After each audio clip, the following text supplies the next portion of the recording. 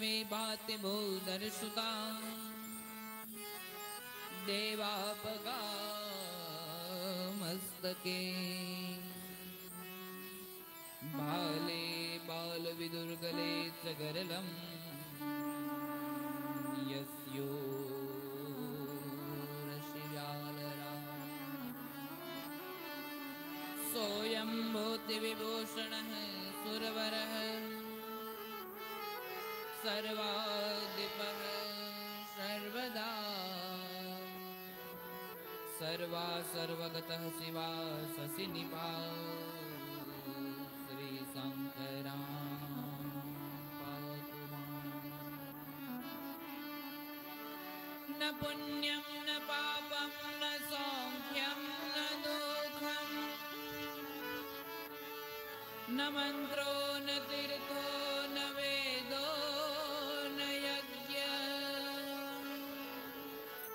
अहं भोजनं नैव भोज्यं न भोक्ता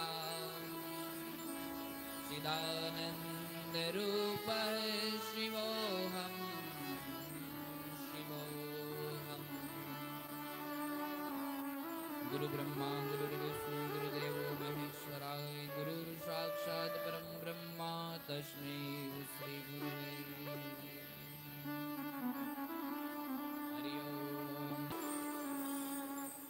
हरिं परमानंदम उपदेष्टारमीश्वरं व्यापकं सर्वलोकानां कारणं तं नमाम्यहम्।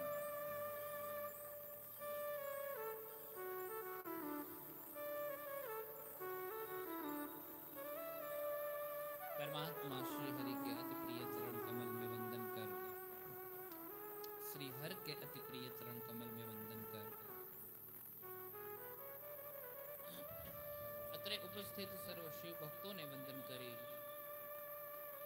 યુટ્યુબના માધ્યમથી નિહાળતા સર્વ શિવ ભક્તોને વંદન કરી સર્વ સંતોના ચરણ કમલમાં વંદન કરી સર્વ સંતોને વંદન કરી પંચાયત દેવને વંદન કરી નવગ્રહ દેવી દેવતાઓને વંદન કરી ચંદ્રની બાજુમાં હોય છે કારણ કે બીજના દિવસે ક્ષય રોગ થોડો વધારે હોય છે અને ચંદ્રને વધારે પીડા થતી હોય પીડા હરવા માટે ચંદ્રની બાજુમાં મહાદેવ બેઠા હોય છે એટલે આપણે બીજના દર્શન કરીએ ને મહાદેવના દર્શન થઈ જાય છે બીજના દર્શનનો એટલે મહિમા છે મહાદેવજી આપ અહીંયા જ્યોતિર્મય સ્વરૂપે બિરાજમાન થાઓ. મહાદેવજી ત્યાં જ્યોતિર્મય સ્વરૂપે બિરાજમાન થાય છે અને જ્યોતિર્મય સ્વરૂપે બિરાજમાન થાય છે એટલે આપણે એનો મહિમા સમજીએ છીએ સોમનાથ મહાદેવ તરીકે.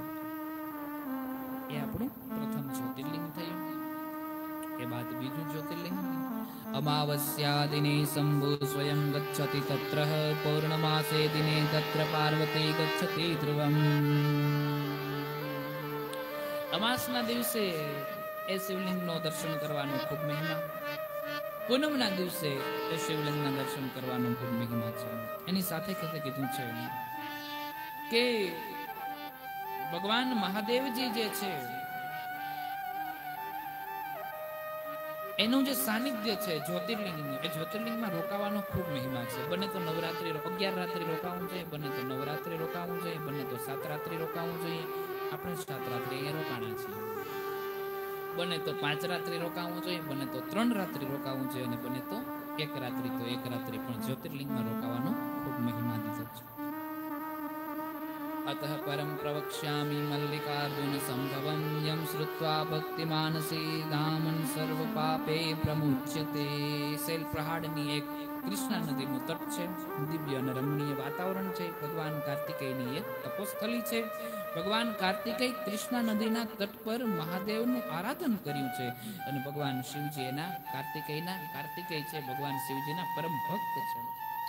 કાર્તિકેય શિવનું આવાહન કરે છે એટલે શિવજી છે એ પ્રસન્ન થાય છે. શિવજી પ્રસન્ન થાય છે અને શિવજી પ્રસન્ન થાય છે એટલે શિવજીને કાર્તિકેયજી કહે છે કે આપ અહીં જ્યોતિર્મય સ્વરૂપે બિરાજમાન થાઓ અને જગતની રક્ષા કરો. આ સમય જ્યારે બને છે ત્યારે ભગવાન કાર્તિકેયજી છે એ કહે છે, શિવજી કાર્તિકેયને કહે છે કે સાંભળો કાર્તિકેય, આપ અમારી સાથે કૈલાસ પધારો. કાર્તિકેય આવવાની મનાઈ કરી દે છે એટલે ત્યારે શિવજી કહે છે કે હું અહીંયા જ્યોતિર્મય સ્વરૂપે બિરાજમાન થઈશ અને જ્યોતિર્લિંગ રૂપે આખા જગતનું હું કલ્યાણ કરીશ. અને એ જ્યોતિર્લિંગનું નામ છે બોલીએ મલ્લિકાર્જુન મહાદેવ કી જય. એ મલ્લિકાર્જુન જ્યોતિર્લિંગ, એ મલ્લિકાર્જુન જ્યોતિર્લિંગ જે છે એ જ્યોતિર્લિંગમાં પૂનમના દિવસે પાર્વતીજી કાર્તિકેયને મળવા આવે છે અને અમાસના દિવસે શિવજી કાર્તિકેયને મળવા આવે છે. એટલે મલ્લિકાર્જુન જ્યોતિર્લિંગનો અમાસ અને પૂનમ એ બંનેના દર્શનનો ખૂબ મહિમા છે. મલ્લિકાર્જુન જ્યારે તમે જાઓ તો અમાસના દિન જાઓ કે પૂનમના દિન જાઓ ત્યાં દર્શન કરવા જવું જોઈએ. એ બાદ આપણી ત્રીજી જ્યોતિર્લિંગ, એ ત્રીજું જે જ્યોતિર્લિંગ છે એનું નામ છે મહાકાલેશ્વર. સૂત સર્વ વિદાનાસી વસ્તુ વ્યાસ પ્રસાદતઃ જ્યોતિષામ ચ કથા શ્રુત્વા તૃપ્તિની પ્રજાયતે. ત્રીજા જ્યોતિર્લિંગની કથા કહી અને કથા કહી અને સુંદર ભાવથી કીધું છે ધન્યોહમ કૃતકૃત્યોહમ શ્રીમતામ ભવતામ યદી ગતસ્ત સંગમં વિપ્રા ધન્યા વે સાધુ સંગતિ. હું ધન્ય છું કારણ કે સારા માણસોનો સંગ થયો છે, સુતજી કહે છે, અને ઋષિઓનો સંગ થયો છે અને એની સામે પરમાત્માની કથા સંભળાવવાનો મોકો પ્રાપ્ત થયો છે. સુંદર ભાવને સમજાવ્યો છે. અવંતી નામની એક નગરી છે અને એ અવંતી નગરી મુક્તિદા સર્વ દેહિના, એ અવંતી નગરી છે. શિપ્રા નદીના કિનારે અવંતી નગરી આવેલી છે અને એમાં એક 5 બ્રાહ્મણો રહે છે. એમાં એક વેદપ્રિય નામનો બ્રાહ્મણ, એ વેદપ્રિય નામના બ્રાહ્મણને 4 સંતાન, એમાં પ્રિય મેઘા, દેવપ્રિયા, સુકૃતો અને સુવ્રત, આમ એને 4 સંતાનો છે. 5 સાથે મળીને પાર્થેશ્વર મહાદેવની પૂજા નિત્ય રોજ કરે છે અને પાર્થેશ્વર મહાદેવની પૂજા કરે છે એટલા માટે થઈ અને કીધું છે કે અવંતી નગરીમાં ખૂબ વૃદ્ધિ અને સમૃદ્ધિ થઈ છે. એ અવંતી નગરીની સુખ સમૃદ્ધિ અને જાહોલ જલાલી છે એ બ્રાહ્મણોની ભક્તિથી વધવા લાગી અને જ્યાં બ્રાહ્મણોની ભક્તિથી વધવા લાગી છે એટલા માટે આખા આસપાસના વિસ્તારની અંદર એ અવંતી નગરી ખૂબ પ્રખ્યાત બની. બાજુમાં જ એક રત્નમાળા નામનો પર્વત છે. એ રત્નમાળા નામનો જે પર્વત છે એ પર્વત ઉપર એક દૂષણ રહે છે, એક અસુર રહે છે. એ અસુર છે એનું નામ દૂષણ છે, નામ જ દૂષણ છે. બીજું તો એમાં પછી કે આગળ જવાનું આવે છે. એનું દૂષણ નામનો એક અસુર રહે છે. તેને ખબર પડી કે સામે જે અવંતી નગરી છે એમાં ખૂબ સુખ અને સમૃદ્ધિ વધવા લાગી છે, અને એટલા માટે થઈ અને એ દૂષણ છે એ ત્યાં જાય છે અને એ નગરી ઉપર આક્રમણ કરે છે. આસપાસના માનવોને બધાને લૂંટવા લાગે છે. ધર્મના સ્થાનોને પર આક્રમણો કરે છે, ધર્મના સ્થાનોને લૂંટવા માટે જાય છે. એમની સાથે સાથે ધર્મના સ્થાનોને લૂંટે છે એટલું તો કરે જ છે, મંદિરોને પાડી નાખે છે, માણસોને ખાવા માટે દોડે છે. રાક્ષસી સ્વભાવ એટલે એક જ વાત, માણસ ગંધાય માણસ ખાવું, માણસ ગંધાય માણસ ખાવું, માણસ ગંધાય માણસ ખાવું, અને ખાવા માટે દોડે છે. એક સમય એવો આવે છે કે આખા નગરના જે લોકો છે એની પાછળ દોડી અને એને મારી નાખવાના પ્રયત્ન કરે છે. ગામ બહુ હોશિયાર છે. સાધુ બ્રાહ્મણના ચરણે જાય છે અને બ્રાહ્મણના ચરણે જઈ અને બ્રાહ્મણ પાસેથી ક્ષમા માંગે છે. આ પવિત્ર કથા છે. બ્રાહ્મણ પાસે જઈને ક્ષમા માંગે છે અને બ્રાહ્મણ પાસે જઈને કહેવા લાગ્યા છે કે અમને આ રાક્ષસથી બચાવો, અમને આ રાક્ષસથી બચાવો, અમને આ રાક્ષસથી બચાવો. રાક્ષસથી બચવા માટે જ્યાં કીધું છે અને રાક્ષસથી બચવા માટે જ્યાં કીધું છે ત્યાં બ્રાહ્મણોએ કીધું કે કોઈ પણ જાતની ચિંતા કરો માં, આપ શિવના ચરણે આવ્યા છો એટલે શિવ છે એ બચાવશે. એ કાળ છે તો આ મહાકાળ છે, કાળનોય કાળ છે. પવિત્ર ભાવથી બધા માણસો છે, ગ્રામજનો છે એ આવી ગયા છે અને ક્યાં આવ્યા છે તો કે બ્રાહ્મણોના ચરણે.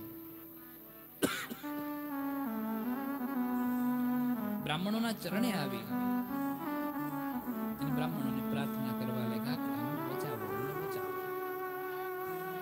બ્રાહ્મણો કહે છે કોઈ જાતની ચિંતા કરો માં, આપ સર્વ અહીંયા આવીને બેસી જાઓ અને આપ સર્વ અહીંયા આવીને બેસી અને પછી અમારી હુકમ એમ કરતા જાઓ ને પાર્થિવની પૂજા કરો. પાર્થિવ લિંગની પૂજા કરે છે અને પાર્થિવ લિંગની પૂજા કરે છે. બરાબર એ જ સમયે રાક્ષસો ત્યાં મંદિર સુધી આવી પહોંચે છે અને મંદિર સુધી આવી પહોંચે અને મંદિર પર આક્રમણ કરે છે. ચારો ઓર હાહાકાર મચવા લાગ્યો. આક્રમણ આક્રમણ આક્રમણ થયું. હુંકાર મચો, હુંબા હુંબા હુંબા. કાર મચો છે. એ હુંકારની અંદર એ રાક્ષસ એક એક માણસને પકડી પકડી પકડી પકડીને ખાવા દોડે. એક એક માણસને પકડી પકડીને ખાવા દોડે. ગ્રામજનો બ્રાહ્મણો પાસે ગયા, હે બ્રહ્મદેવ અમારી રક્ષા કરો, હે બ્રહ્મદેવ અમારી રક્ષા કરો, હે બ્રહ્મદેવ અમારી રક્ષા કરો. આમ એક એક બ્રાહ્મણો પાસે રક્ષા માટે દોડવા લાગ્યા છે. બરાબર એ સમયે બ્રાહ્મણોએ કીધું છે કે કોઈ ચિંતા કરો નહીં, મંદિરના ગર્ભગૃહમાં હેલા આવો. ને ગ્રામજનો મંદિરમાં ચાલ્યા જાય છે. ગ્રામજનો ત્યાં મંદિરમાં ચાલ્યા જાય છે અને સૌથી આગળ 4 અને 5 બ્રાહ્મણો આવીને ઉભા રહી જાય છે. રાક્ષસને કહે છે પહેલા અમારા પર વાર કરો. અને એ રાક્ષસ જે બ્રાહ્મણોને મારવા જાય છે, બ્રાહ્મણો મહાદેવને કહે છે હે મહાદેવ અમારી રક્ષા કરો, અમારી રક્ષા કરો, અમારી રક્ષા કરો. નામ જે હાથમાં ઉપાડીને બ્રાહ્મણોને ખાવા માટે ત્યાં એ રાક્ષસ દોડે છે અને ખાવા માટે દોડે છે. એટલામાં જ તમારો મહાદેવ ત્યાં વિરાટ રૂપની અંદર પ્રસન્ન થાય, પ્રગટ થાય અને પ્રગટ થઈ અને બ્રાહ્મણોને બચાવી લે છે. અને બ્રાહ્મણોને બચાવીને બ્રાહ્મણોને કહેવા લાગ્યા છે કે તમે જો કહેતા હોય તો હમણાં મારી નાખો. અને બ્રાહ્મણો કહે છે કે નહીં નહીં મહાદેવજી, એને મારો નહીં, એની પાસે બળ છે, બુદ્ધિ નથી, એને બુદ્ધિ આપો. બળ અને બુદ્ધિ બંને સાથે મળશે સમાજને કામ લાગે, એટલે એને બુદ્ધિ આપો. આ છે મહાદેવના ભક્તો. દુશ્મનો માટે પણ જે સારું વિચારે એને બુદ્ધિ આપો. અને મહાદેવજી એને બુદ્ધિ આપે છે. એ બાદ મહાદેવજી બ્રાહ્મણોને વરદાન માંગવા કહે છે. વરદાન માંગવા ત્યાં કહે છે એટલે બ્રાહ્મણો કહે છે કે વરદાનમાં બીજું કાંઈ નથી જોતું, આપ અહીંયા જ્યોતિર્મય સ્વરૂપે બિરાજમાન થાવ. અને ભગવાન ત્યાં જ્યોતિર્મય સ્વરૂપે બિરાજમાન થાય છે, એનું નામ પડે છે બોલ્ય મહાકાલેશ્વર મહાદેવ કી જય. મહાકાલેશ્વર મહાદેવ જય. મહાકાલે મહાદેવો દૃષ્ટદંડ કર પ્રભો, મુક્તિમ પ્રપચ્છનઃ શંભો સંસારા બુદ્ધિતઃ શિવ. બ્રાહ્મણોને જે વરદાન માંગવા કીધું છે તે બ્રાહ્મણોને કીધું છે કે અમારે વરદાન નથી જોતું, આપણે અહીંયા જ્યોતિર્મય સ્વરૂપે બિરાજો અને જગતની રક્ષા કરો. ભગવાન ત્યાં જ્યોતિર્મય સ્વરૂપે બિરાજે છે, એનું નામ મહાકાલેશ્વર એવું પડે છે. મહાકાલેશ્વરો નામ શિવ ખ્યાત ભૂતલે, તમ દૃષ્ટ્વા ન ભવેત સ્વપ્ને કિંચિત દુઃખમપી દીધા. મહાકાલેશ્વરના દર્શન જે કરે છે સપને પણ દુઃખ એને સ્પર્શ નથી કરી શકતું, કારણ કે ભગવાન મહાકાળ છે, કાળના પણ કાળ છે, અને એની બ્રાહ્મણોના અને ગ્રામજનોના દુઃખોને દૂર કર્યા છે. એ આપણું ત્રીજું જ્યોતિર્લિંગ થયું. એ બાદ આપણું ચોથું જ્યોતિર્લિંગ જેનું નામ છે ઓમકારેશ્વર મહાદેવ. જ્યોતિર્લિંગ ચતુર્થ ચ તૃતીયાવદ્વીતમં, ઓમકાર પરમેશસ્ય સર્વપાતકહારિણી.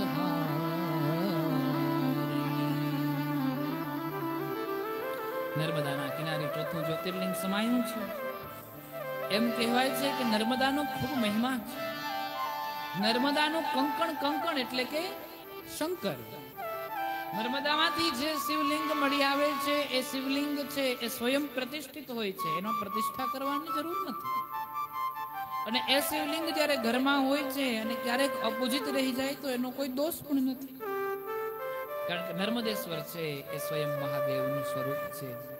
કર્મની ભૂમિ માટે નર્મદાનો કિનારો બહુ ઉત્તમ ગણવામાં. દાન માટે નર્મદાનો કિનારો, કર્મ કરવા માટે નર્મદાનો કિનારો, પુણ્ય કરવા માટે નર્મદાનો કિનારો, તથા સ્થાન માટે નર્મદાનો કિનારો, દાન કરવા માટે નર્મદાનો કિનારો, સાધુ બ્રાહ્મણને દાન દક્ષિણા આપવી હોય તો નર્મદાનો કિનારો બહુ ઉત્તમ ગણવામાં આવ્યો છે. એટલે પવિત્ર કથા એ કથામાં આવી છે. નર્મદાના કિનારે વિદ્યાંચલ નામનો એક પહાડ નારદના કહેવાથી તપ કરે છે, અને નારદના કહેવાથી વિંધ્યાંચલ પહાડ તપ કરે છે. એટલે એ નર્મદાના કિનારે વિંધ્યાંચલના તપના પ્રતાપે ભગવાન મહાદેવજી વિંધ્યાંચલને દર્શન આપે છે. અને ભગવાન મહાદેવજી વિંધ્યાંચલને દર્શન આપે છે. દર્શન માંગતા, દર્શન આપતા જ્યાં મહાદેવજી કહે છે કે વરદાન માંગો, હું તમારા તપથી પ્રસન્ન છું. એટલે ભગવાન મહાદેવજી પાસે વિંધ્યાંચલ પહાડ માગે છે. ઓમકાર ક્ષેત્રની અંદર તપ કર્યું છે એટલા માટે થઈ માગે છે કે મારે બીજું કઈ નથી જોતું, પણ આપણે અહીંયા જ્યોતિર્મય સ્વરૂપે બિરાજમાન થાવ અને જગતની રક્ષા કરે. અને એ બાદ ત્યાં એક જ્યોતિર્લિંગ બિરાજમાન થાય છે, ને જે જ્યોતિર્લિંગ નું નામ પડે છે બોલ્ય ઓમકારેશ્વર મહાદેવ કી જય. ઓમકારેશ્વર મહાદેવ કી જય. નર્મદાના કિનારે આપણે જઈએ ને એટલે હોડકાઓની અંદર પેલા લોકો ફેરવે છે, પ્રદક્ષિણાઓ કરાવે છે. એમાં આ કાંઠે ઓમકારેશ્વર છે ને સામે કાંઠે મમલેશ્વર છે. એમાં કીધું છે કે આ કાંઠે જ્યારે વિંધ્યાંચલ પર્વતને મહાદેવજીએ દર્શન આપ્યા છે ત્યારે નર્મદાના સામે કાંઠે ઋષિમુનિઓ ત્યાં તપ સત્સંગ કરતા હતા, તપસ્યા કરતા હતા. એ તપસ્યા કરનાર ઋષિમુનિઓએ પણ વિંધ્યાંચલ પહાડની સાથે મહાદેવના દર્શન કર્યા છે. એટલે ત્યાં પણ એક જ્યોતિર્મય સ્વરૂપે પરમાત્મા બિરાજમાન થયા છે. અને એમ જ્યોતિર્મય સ્વરૂપે પરમાત્મા બિરાજમાન થયા છે એ શિવલિંગનું નામ પડ્યું છે બોલ્ય મમલેશ્વર મહાદેવ કી જય. મમલેશ્વર મહાદેવ કી જય. એ મમલેશ્વર મહાદેવ અને ઓમકારેશ્વર મહાદેવ બે શિવલિંગના દર્શન કરવા જોઈએ, કેવલ એકના નહીં, કારણ કે બે એકબીજાને પરસ્પરસ છે. एवं पूज्येच्छ शंभो मातुर्गर्भवसेन्नः यदविष्टं फलं तश्च प्राप्नुयान्नात्र संशयः. જે કોઈ વ્યક્તિ આ ઓમકારેશ્વર અને મમલેશ્વરના દર્શન કરે છે એ વ્યક્તિ છે એને પુનરપી જન્મમ પુનરપી મરણમ પુનરપી જનની જઠરે શયનમ ભજ ગોવિંદમ ભજ ગોવિંદમ ભજ ગોવિંદમ ગોપાલા. કે ફરી વખત માના ગર્ભની અંદર જન્મ ધારણ કરવો, ફરી વખત મૃત્યુ, ફરી વખત જન્મ ધારણ કરવો, ફરી વખત મૃત્યુ પામવું, એ જન્મ મરણની જે પીડાઓ છે એમાંથી મુક્તિ પ્રદાન કરે છે. એ બાદ આપણું પાંચમું જ્યોતિર્લિંગ હિમાલય પહાડ ઉપર ભગવાન વિષ્ણુના અંશા અવતાર ભગવાન નર અને નારાયણ એ બંને ત્યાં સુંદર તપ કરે છે. બદ્રિકા આશ્રમની અંદર રહી અને પવિત્ર સુંદર તપ કરે છે. નર નારાયણસ્યો યાવતારો હરે દ્વિજા તે પાતે ભારતે ખંડે બદ્ર્યાશ્રમ્યે બદ્રિકાશ્રમમાં નિવાસ કરી નરનારાયણ ત્યાં સુંદર ભાવથી તપ કરે છે, ભજન કરે છે, કીર્તન કરે છે. એમાં અનેક પ્રકારની પવિત્ર આત્માઓ હોય જેને બદ્રીનારાયણની યાત્રા કરી હોય. આપણી 4 ધામની યાત્રા ગંગોત્રી, યમનોત્રી, બદ્રીનાથ અને કેદારનાથ. એમાં સુંદર બદ્રીનાથનું સ્થાન છે. નરનારાયણના તપ દ્વારા ભગવાન શિવના દર્શન આપે છે અને ભગવાન શિવના દર્શન આપે છે અને ત્યારે નરનારાયણ જ્યારે માગણી કરે છે કે આપ અહીંયા જ્યોતિર્મય સ્વરૂપે બિરાજમાન થાવ. અને કેદાર નામનો પહાડ છે એના ઉપર પરમાત્મા શિવજી બિરાજમાન થયા છે એટલે એનું નામ પડે છે બોલીએ કેદારેશ્વર મહાદેવ કી જય. કેદારનાથ મહાદેવ કી જય. કેદારનાથના પટ લગભગ હમણાં જ ખુલ્યા છે, થોડોક સમય, અઠવાડિયું 10 દિવસ માંડ થયા છે. કેદારનાથના દર્શન 6 મહિના ખુલે છે અને 6 મહિના બરફનો જે વિભાગ છે એટલા માટે કેદારનાથ દર્શન કરવા જવું જોઈએ. 5 પાંડવો અવતાર ધારણ કરે છે. એ 5 પાંડવો વન તપસ્યામાં જ્યારે નીકળે છે એ સમય દરમિયાન કેદારનાથના દર્શન કરવા આવે છે. ભગવાન શિવ એની પરીક્ષા કરવા માટે પશુનું રૂપ ધારણ કરે છે અને પશુનું રૂપ ધારણ કરે છે અને ભીમ તો આમે અજોડ એટલે ભીમ હારે યુદ્ધ કરે છે.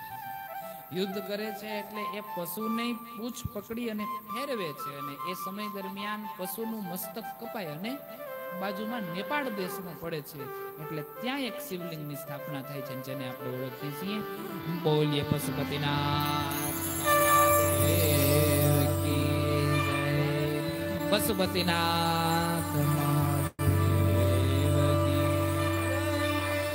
આવી રીતે આમ પશુપતિનાથનું ત્યાં પણ પ્રાગટ્ય થયું છે. જેમ ઓમકારેશ્વર અને મમલેશ્વર બેયના દર્શન છે એમ કેદારનાથ અને પશુપતિનાથ એ બંનેના પણ એક સાથે દર્શન ત્યારે એક જ્યોતિર્લિંગ બને છે. પશુપતિનાથના દર્શન કરીએ અને કેદારનાથના દર્શન કરીએ એક જ્યોતિર્લિંગ બને છે. આમ આપણી 5 જ્યોતિર્લિંગની કથા. એ બાદ આપણી 6ઠી જ્યોતિર્લિંગ છે અતઃ પરમ પ્રવક્ષ્યામિ મહાત્મયમ ભૈમ શંકરમ યસ્ય શ્રવણ માત્રેણ સર્વાભીષ્ટમ લભે નરઃ. જે ભીમશંકર મહાદેવ જ્યોતિર્લિંગની કથાનું શ્રવણ કરે છે એની સર્વ કામનાઓ પૂર્તિ થાય છે. પણ એ પહેલા એમને કીધું છે એતદ્ ગતા સમાખ્યાતમ યત પૃષ્ઠ ઋષિશતમા શ્રુત્વા પાપમ હરેત સર્વે નાત્ર કાર્યાવિષા. અનેક પ્રકારના જે વિચારેલા કાર્યો હોય છે એ પરમાત્મા મહાદેવજી એ કાર્યને સફળ કરે છે. સુંદર ભાવથી એમ કહેવાય છે કે સહાયક નામનો એક પર્વત છે. એ સહાયક નામના પર્વત પર એક ભીમ નામનો અસુર રહે છે. એ ભીમ નામનો અસુર એક દિવસ એમની માતા કર્કટીની પાસે જાય છે અને કર્કટીની પાસે જઈ અને કર્કટીને કહેવા લાગ્યા છે હે માતા, મારે મારા પિતા વિશે જાણવું છે. મારા પિતા કોણ છે? હું એવડો મોટો થઈ ગયો પણ આજ દી સુધી તમે મને ક્યારેય મારા પિતા વિશે જાણ ન કરી. મને મારા પિતાની તો ખબર જ નથી. અને આમ જ્યાં એમણે કીધું છે ત્યાં કર્કટીએ કીધું છે તારે તારા પિતાને મળવું હોય તો તું મળી ન શકે, કારણ કે તારા પિતા દુનિયામાં જ નથી. એમને દેવતાઓએ મૃત્યુદંડ આપ્યો છે. અરે મારા પિતાને મૃત્યુદંડ શા માટે દીધો છે? એનું શું કારણ? એનો શું વાક હતો? અને ત્યારે જ્યાં એમ કીધું છે તેમ કહેતાની સાથે એમના પિતા જે છે એને મૃત્યુદંડ શા માટે મળ્યો છે એમની માતાને પૂછ્યું છે. એટલે માતા કર્કટીએ કીધું છે કે દીકરા સાંભળ, દેવો અને દાનવો વચ્ચે યુદ્ધ થયું. એમાં દેવતાઓ વિજય પામ્યા, દાનવો હાર્યા છે અને એ સમય દરમિયાન તારા પિતા પણ એ યુદ્ધની અંદર મરાયા છે અને તારા પિતાનું નામ છે કુંભકર્ણ. તારા પિતા પણ એ યુદ્ધમાં મૃત્યુ પામ્યા છે. તો એને મળવું હોય તો બોલે એને મળી ન શકાય, એ તો મૃત્યુ પામ્યા છે. અચ્છા, તો એની મૃત્યુનું વેર લેવું હોય તો બોલે એ પણ ન કહી શકે, કારણ કે દેવતાઓ બળવાન છે. તેમ છતાં પણ મારે દેવતાઓ સાથે યુદ્ધ કરવું હોય તો ત્યારે માં કહે છે કે દીકરા, તારે પહેલા તપ કરવું પડે, બ્રહ્માજીને પ્રસન્ન કરવા પડે અને એમની પાસે અમરત્વનું વરદાન માંગવું પડે. પણ ધ્યાન રાખજે દીકરા, એક વાતને યાદ રાખજે, બ્રહ્મા તને ક્યારેય અમરત્વનું વરદાન નહીં આપે. બોલે કેમ નહીં આપે? કારણ કે ક્યારેય કોઈ નથી આપતા. આ દુનિયામાં અમરપટ્ટો લખાવીને કોઈ આવ્યું નથી. આવ્યા છે એ બધા જવાના છે. કેટલા ગયા ને કેટલા જવાના, ના કોઈ રહ્યું ને ના કોઈ રહેવાનું. નયા ગયા એના કોઈ સમાચાર નથી રે, કોઈ નહીં. એટલે તું એક કામ કરજે, બ્રહ્માજી જેવા પ્રસન્ન થાય એટલે પહેલા એની પાસે અમરત્વનું વરદાન માંગજે. જો અમરત્વનું વરદાન ન આપે તો એની પાસે અતુલ બળ માંગજે. ભીમ જાય છે તપ કરવા માટે. 1000 વર્ષ સુધી ભીમ તપ કરે છે. અને 1000 વર્ષ સુધી ભીમ જ્યાં તપ કરે છે એ સમય દરમિયાનની વાત છે. એક પગ ઉપર ઉભો રહી, 2 હાથ ઊંચા કરીને હાથ જોડી અને ભીમે તપ કર્યું છે. શરીરમાંથી અગ્નિ જ્વાળાઓ ઉત્પન્ન થવા લાગી છે. અગ્નિ જ્વાળાઓ એવી ઉત્પન્ન થઈ કે દેવલોકને પણ દાહ લગાડવા લાગી. ત્યારે દેવતાઓ બધા બ્રહ્મા પાસે ગયા અને બ્રહ્મા પાસે જઈને બ્રહ્માને કહેવા લાગ્યા છે, હે બ્રહ્માજી, આપ જાઓ, પ્રસન્ન થાઓ અને એને જે જોતું હોય એ આપી દો. પ્રસન્ન થયા છે બ્રહ્માજી. અમરત્વનું વરદાન માંગ્યું છે, પણ અમરત્વનું વરદાન કઈ રીતે આપી? આમ જ્યાં કીધું છે એટલા માટે થઈ અમરત્વનું વરદાન કઈ રીતે આપવું? પણ બ્રહ્માજી ભીમને કહે છે કે અમર તો આ જગતમાં દેવતાઓ પણ નથી, એટલે હે ભીમ, તું બીજું કઈ માગ. અને ત્યારે ભીમ માગે છે, તો મને અતુલ બળ આપો. બ્રહ્માજી તથાસ્તુ કઈ ત્યાંથી ચાલ્યા જાય છે. ભીમને અતુલ બળ મળ્યું છે, એટલે બળ મળ્યું છે એટલે થોડોક અહંકાર અને અભિમાન પણ રહ્યું છે. હવે બળ મળ્યું છે પણ બુદ્ધિ તો રાક્ષસ નહીં, એટલે પેલા ધર્મ વિરુદ્ધના કાર્ય કરવા લાગ્યો છે. કારણ કે બુદ્ધિ તો પેલી અસુરી સ્વભાવની. એમ સર્વપ્રથમ ધર્મના સ્થાનો ઉપર આક્રમણો કર્યા, એ બાદ મંદિરો ઉપર આક્રમણ કર્યા છે, ઋષિમુનિઓને હેરાન કરવા લાગ્યા છે, યજ્ઞોને બંધ કરાવવા લાગ્યા છે, યજ્ઞ પૂરા અધૂરા મુકાવવા લાગ્યો છે. આવા અનેક પ્રકારના પાપો કરવા લાગ્યો. આમે આપણા ગુજરાતીમાં એક કહેવત છે, દીવો ઓલાવાનો થાય ને તે ફૂફવાટા જાજા મારે. દીવો જ્યારે ઓલાવાનો થાય ને એ ફડફડે જાય,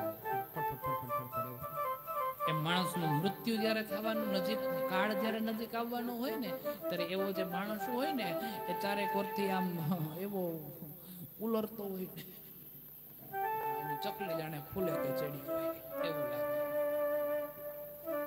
ભીમ છે એ આક્રમણો કરવા લાગ્યો છે. કામરૂ દેશ છે, કામરૂ દેશ પણ આક્રમણ કરે છે ને ત્યાં કામેશ્વર નામનો એક શિવ ભક્ત રહે છે. કામેશ્વર એ કામરૂ દેશનો રાજા છે. એ કામેશ્વરને આક્રમણ કરીને આખા નગરને હેરાન પરેશાન કરીને પ્રજાને પોતાના કાબુમાં કરી લે, કામેશ્વરને પકડી જેડી અને કારાગૃહ કેદમાં નાખી દે છે. મહાન શિવ ભક્ત છે કામેશ્વર. હવે એને એવો નિયમ છે કે જ્યાં સુધી મહાદેવની પૂજા ન કરે ત્યાં સુધી એ જળનો બુંદ ન પીવે. બને છે એવું એક કામરૂ દેશને તો નાખે છે, એમની સાથે સાથે સુદક્ષ અને દક્ષિણા એમના પુત્ર અને પુત્રવધ છે, એમને પણ જેલમાં પૂરી દે છે. એ પણ શિવ ભક્ત છે. અને સુદક્ષ અને દક્ષિણા જેલમાં પુરાય છે. જેલમાં પુરાયા છે એને એટલા માટે કીધું છે કે એ સુદક્ષ અને દક્ષિણા જે છે એ સુદક્ષ અને દક્ષિણાને પણ હેરાન પરેશાન કરવા લાગ્યો છે. પવિત્ર ભાવથી આ વાતને સમજાવી છે. સુદક્ષ અને દક્ષિણા મૂંઝાવા લાગ્યા. પાણી પીધા વગર મહાદેવની પૂજા કેમ કરો, પૂજા કર્યા વગર પાણી કેમ પીવું, ને પાણી ન પીએ તો જીવતું કેમ રહેવું. ધીમે ધીમે કરતા સમય વીતતો ગયો. 1 દિવસ, 2 દિવસ, 3 દિવસ, 4 દિવસ, 5, 6, 7, 8, 8 દિવસ વીતી ગયા. ખબર ન રહી હવે શું કરવું, શું કરવું. એ બાદ જેમ લિંગોનું વર્ણન મેં કર્યું તો અવયવ લિંગ, અવયવ કહેતા શરીરના અંગોમાંથી એક લિંગ બનાવવામાં આવે છે. જેના શરીરના આ હાથનો અંગુષ્ઠ હોય ને એને શિવલિંગ સમાન સમજવું જોઈએ. આપતકાલીન ધર્મમાં આ પ્રયોગ કરવો જોઈએ કે જ્યારે તમારી પાસે કોઈ પણ રસ્તો ન મળે, બધી જગ્યાએ પ્રયત્ન કરવા છતાં પણ છેલ્લે અંતિમ રસ્તો ક્યાંય ન મળે ત્યારે શરીરના અંગુષ્ઠને જે શિવલિંગ સમજી એની પૂજા કરીને તમારો નિત્યક્રમ પૂર્ણ કરવો જોઈએ. એટલે સુદક્ષ અને દક્ષિણા અંગુષ્ઠ અને લિંગ સમજે છે. અંગુષ્ઠ અને લિંગ સમજી અને સુદક્ષ અને દક્ષિણા જે છે એ પોતાની પૂજા પૂર્ણ કરે છે અને જળના બુંદ ભરે છે અને પાણી પીવે છે. એ પછી કોઈ નિત્યક્રમ ધીરે ધીરે ધીરે ધીરે ધીરે ધીરે ધીરે ધીરે કરતા કરતા ચાલવા લાગ્યો છે. અને કહેવાય છે કે એ નિત્યક્રમ ધીમે ધીમે ધીમે ધીમે ચાલે છે. બરાબર એ જ સમયે ત્યાંના જે પહેરેદારો હોય છે એ પહેરેદારો ત્યાં ધ્યાન રાખતા હોય છે અને એની રક્ષા કરતા હોય છે. એ સમય દરમિયાન એમ કહેવાય છે કે પહેરેદારો મહાદેવની પૂજા કરતા સુદક્ષ અને દક્ષિણાને જોઈ જાય છે અને મંત્રનો ઉચ્ચાર જ્યાં થાય છે એટલા માટે થઈ અને સુદક્ષ અને દક્ષિણાને મંત્રોચ્ચાર કરતા જોઈ અને પહેરેદારો ભીમ પાસે જાય છે ને ભીમને જઈને કહે છે કે પેલા જે અંદર છે ને એ કઈ તંત્ર વિદ્યા કરે છે. અને ભીમને એમ થયું, કારણ કે મોતનો તો ડર, અમરત્વ તો છે નહીં, કે મને મારી નાખવા માટેની મંત્ર બોલે છે. એટલે ભીમ મારી નાખવા માટેના મંત્ર બોલે છે. આમ જ્યાં એમણે કીધું છે ત્યાં એમ કહેવાય છે કે ભીમ જે છે એ મ્યાન ખોલી તલવારને હાથમાં લે અને પછી અંદર જાય છે. અને મ્યાન ખોલી તલવારને હાથમાં લઈને અંદર જાય અને સુદક્ષ અને દક્ષિણાને કહેવા લાગ્યા છે કે હે સુદક્ષ, હે દક્ષિણા, તમે આ શું કરી રહ્યા છો? આ મંત્ર જાપ કરવાનું બંધ કરી દો, આ મંત્ર બોલવાના બંધ કરી દો. મને ખબર છે કે તમે મને મારવાના પ્રયત્ન કરો છો, મને ખબર છે કે આપ મને મારી નાખવાના પ્રયત્ન કરો છો. અને એની સાથે સાથે ધ્યાન રાખજો સુદક્ષ, હે દક્ષિણા, આ મંત્ર તમે જો બંધ નહીં કરો તો હું તમને હમણાં ને હમણાં મારી નાખીશ. ત્યારે સુદક્ષ અને દક્ષિણા કહેવા લાગ્યા છે કે મંત્ર તો બંધ નહીં થાય, ભલે તમે અમને મારી નાખો, મંત્ર બંધ નહીં કરીએ. અને ત્યારે મંત્ર બંધ કરવાની ના પાડી દે છે સ્પષ્ટ શબ્દોમાં. ત્યારે માન ખોલી તલવાર હાથમાં લઈ અને ભીમ જ્યાં એમને મારવા માટે જાય છે, ભીમ જ્યાં એને મારવા માટે જાય છે, ત્યારે સુદક્ષ અને દક્ષિણા મહાદેવને પુકારે છે કે હે મહાદેવ, અમારી રક્ષા કરો, હે મહાદેવ, અમારી રક્ષા કરો. મહાદેવજી વિરાટ રૂપની અંદર પ્રગટ થાય, પ્રસન્ન થાય. વિરાટ રૂપની અંદર પ્રગટ થઈ અને પ્રસન્ન થઈ અને સુદક્ષ અને દક્ષિણાને કહેવા લાગ્યા કે જો તું કહેતી હોય તો હમણાં ને હમણાં આ રાક્ષસને મારી નાખો, આ ભીમ રાક્ષસને હમણાં જ મારી નાખો. અને ત્યારે એમ કહેવાય છે કે ભીમ રાક્ષસને જ્યાં મારવાની વાત કરે છે, સુદક્ષ અને દક્ષિણા ના પાડે છે, એને મારતા નથી, એની પાસે અતુલ બળ છે, એને બુદ્ધિ આપો, એને જો બુદ્ધિ મળશે તો સમાજને કંઈક કામ લાગશે, બધાનું સારું વિચારશે. અને ત્યારે ભીમ ઉપર મહાદેવજી કૃપા કરે છે અને એ સ્થાન ઉપર જ્યોતિર્મય સ્વરૂપે બિરાજમાન થાય છે. એટલે જ્યોતિર્લિંગનું નામ પડે છે. બોલીએ ભીમા શંકર મહાદેવ કી જય. ભીમ શંકર મહાદેવ કી જય. ભીમા શંકર નામાત્વમ ભાવિતા સર્વ સાધક એકલિંગ સદા પૂજ્યમ સર્વાર્થે નિવાસ. આમ ભીમાશંકર મહાદેવની કથા સાંભળવાથી આપત્તિ વિપત્તિઓમાંથી મુક્તિ પ્રદાન થાય છે. આપત્તિ અને વિપત્તિઓમાંથી મુક્તિ મળી આવે છે. તો આવી રીતે આપણે 6 જ્યોતિર્લિંગની કથા સાંભળી છે. હજી આપણી 6 જ્યોતિર્લિંગની કથા બાકી છે. પણ એ 6 જ્યોતિર્લિંગમાં પ્રવેશ કરીએ એ પહેલા નાનો એવો મહાદેવનું સુંદર કીર્તન કરીએ. એ બાદ આપણે 6 થી 7મી જ્યોતિર્લિંગમાં પ્રવેશ કરશું. એ ભોળા તારા પગે મને પડવા દે, અમરનાથ મને ચડવા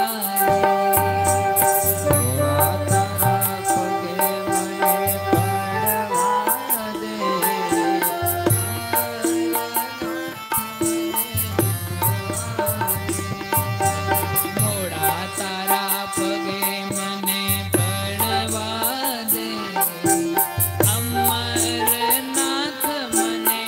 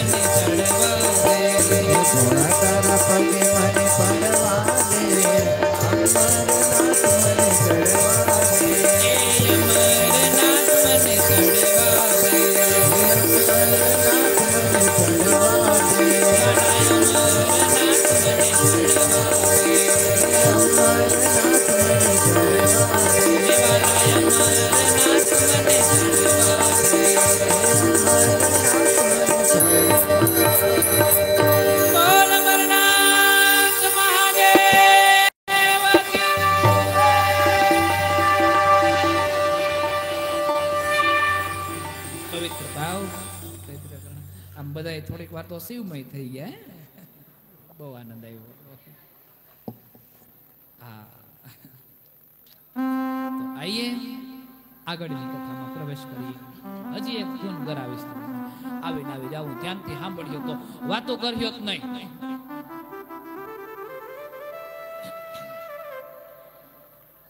આપણું 7મું જ્યોતિર્લિંગ,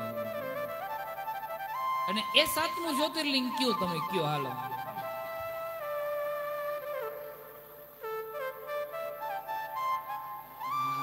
અમે હૃદયમાં હોય ને ના ગોતીએ, બહાર ગોતવા જાય. માણસનો સ્વભાવ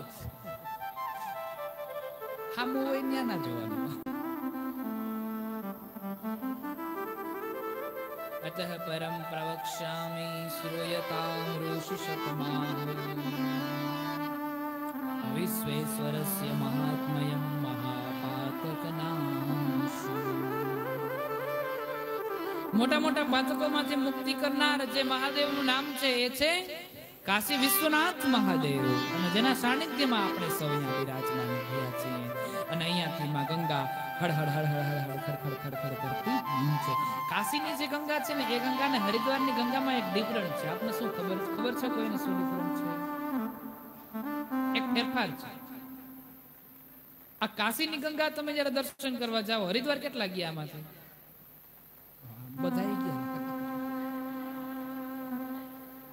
કાશીમાં તો 6 બજે એટલે એ તો કહેવાનું.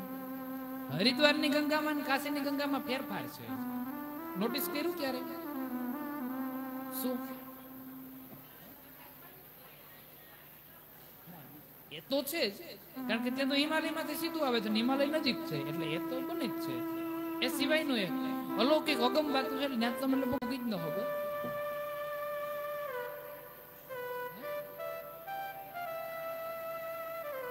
એ નહીં. હરિદ્વારની જે ગંગા છે ને એ ગંગા જયારે વહેતી હોય ને ત્યારે તમે નોટ કરજો, એ ગંગા ખડખડ ખડખડ કરતી અવાજ કરતી હશે. જયારે કાશીની ગંગા છે ને એકદમ શાંત પ્રવાહમાં આવે, એમાં અવાજ નહીં આવે. તમે જોજો રાત્રિના સમયે પણ તમે શાંત વાતાવરણમાં પણ જો એકદમ શાંત પ્રવાહતી હશે. અને પેલી હરિદ્વારની જે ગંગા છે ને એ અવાજ કરશે. સંતોષે એક એનું એવું કારણ દીધું છે, આમનો હાસ્ય જેવું થઈ જાય પણ કારણ બહુ સારું છે, મગજમાં લીધા જેવું છે, કે હરિદ્વારથી જે ગંગા વહે છે ને એની આસપાસમાં ક્યાંય શિવજી નથી બિરાજતા. કાશીમાં જે ગંગા વહે છે ને એમાં કાશી વિશ્વનાથ બિરાજમાન છે. એટલે હરિદ્વારથી ગંગા જે વહે છે ને એ અવાજ કરે છે, ખડખડ ખડખડ ખડખડ કરતી અવાજ કરે ને કાશીમાં પહોંચે ને એટલે શાંત થઈ જાય છે. શાંત એટલા માટે થઈ જાય છે કે અહીંયા શિવજી સમાધિમાં બેઠા છે. જો એની સમાધિ ભંગ થઈને એક તો માંડ જટામાંથી છોડ્યા, વરી જો પાછી જટામાં બેહાર લે તો ત્યાંથી નીકળવું નહોતું. એટલે અહીંની જે ગંગા છે ને એકદમ શાંત પ્રવાહ. મૈયા ઓ ગંગા મૈયા, ઓ ગંગા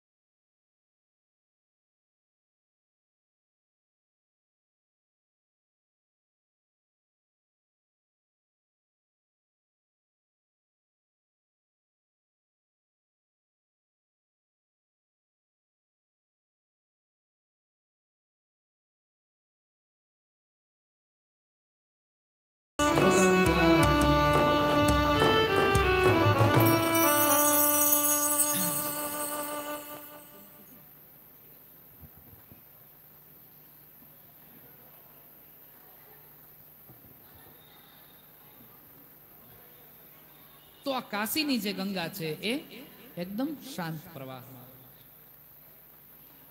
પવિત્ર ભગવાનની કથા અને દિવ્ય પરમાત્માની લીલા, મોટા મોટા પાતકોમાંથી મુક્તિ આપનાર એટલે કે આ કાશી વિશ્વનાથ. કાશી નગરીનું જ્યારે નિર્માણ થયું, ત્રિશુલની ધરા પર એ નગરીને સ્થિર કરવામાં આવી છે. અને પ્રથમ નગરી એટલે કાશી નગરી, ત્યારે ભગવાન શિવજીએ શક્તિએ શિવને એવું કીધું છે કે આપ દ્વારા આ નગરીનું નિર્માણ કરવામાં આવ્યું છે, તો હે મહાદેવજી, આપ આપના સ્વયં કરકમલો વડે એટલે પોતાના હાથો વડે અહીંયા એક લિંગની સ્થાપના કરો. અને ભગવાન છે એ અહીંયા પોતાના હાથ વડે લિંગની સ્થાપના કરે છે અને જે લિંગનું નામ પડે છે બોલ્ય કાશી વિશ્વનાથ મહાદેવ, કાશી વિશ્વનાથ મહાદેવ. કાશી નગરી ત્રિવેણી સંગમ બને છે. કાશી વિશ્વનાથ મહાદેવ બિરાજમાન થાય છે, માં ગંગા બિરાજમાન થાય છે અને એમની સાથે સાથે કાલ ભૈરવ પણ અહીંયા બિરાજમાન છે. કાલ ભૈરવને કોતવાલનું સ્થાન દીધું છે. પ્રથમ દર્શન કાલ ભૈરવના છે, એ બાદ કાશી વિશ્વનાથ. કાલ ભૈરવના દર્શન ન કરો તો કાશી વિશ્વનાથ સ્વીકારતા નથી. પ્રથમ દર્શન કાલ ભૈરવ, પવિત્ર કથા. એ બાદ આપણું 8મું જ્યોતિર્લિંગ